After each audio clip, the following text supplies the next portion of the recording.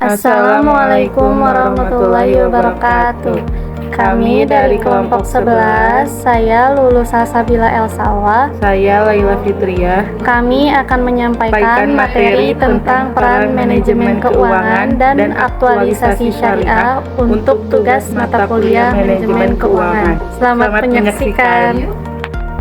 Pembahasan yang pertama yaitu tentang peran manajemen keuangan. Biasanya peran manajemen keuangan dalam perusahaan berkaitan dengan tugas pokok manajemen keuangan. Berikut 5 peran manajemen keuangan, yaitu peran mendapatkan dana, peran menerima dana, arus kas perusahaan, efektivitas pengeluaran, dan perencanaan pajak.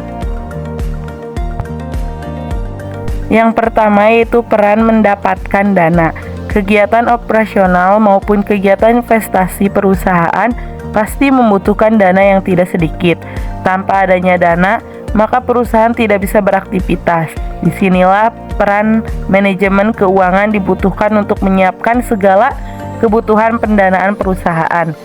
Dana yang dibutuhkan bisa berasal dari internal maupun dari eksternal.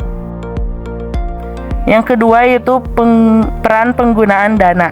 Peran manajemen yang lain adalah bagaimana manajemen menggunakan dana perusahaan. Penggunaan dana perusahaan bisa berupa penggunaan untuk kegiatan operasional rutin perusahaan dan kegiatan investasi. Menggunakan dana untuk kegiatan operasional rutin perusahaan yang dijalankan sehari-hari untuk memproduksi atau menghasilkan produk.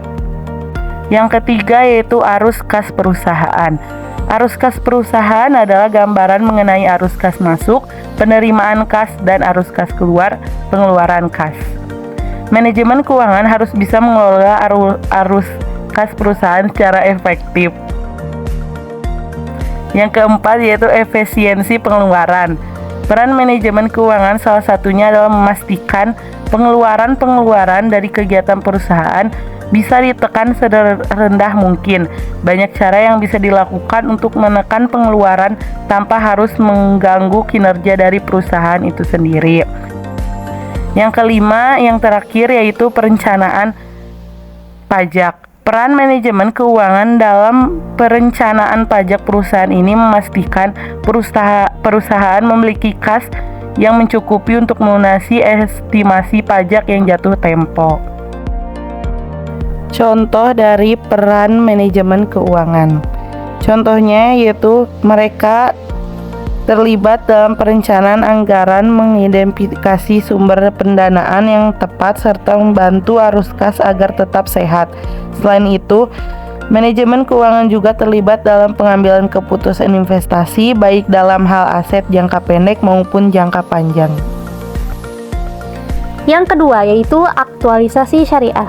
Aktualisasi syariah adalah suatu proses penerapan nilai-nilai dan juga prinsip-prinsip hukum Islam, baik dalam kehidupan sehari-hari secara kontekstual ataupun relevan dengan perkembangan zaman.